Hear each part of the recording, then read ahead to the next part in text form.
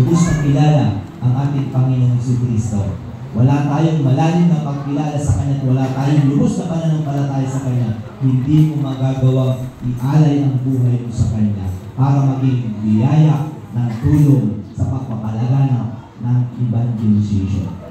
Bakit ang taong mapalad, mga kapatid, kay Kristo nagiging kabahagi, katuwang sa pagpapalaganap ng Ebanghelyo? Amen! Kapatid, kay Kristo, sabi niya Apostol Pablo, ang tanging hangarin ko kayo lubusang makilala si Kristo. Maranasan ang kapangyarihan ng kanyang pagkabuhay na magmuli, makihati sa kanyang mga hirap at matulad sa kanya, pati sa kanyang kamatayan sa pag-asa ng muling bubuhay.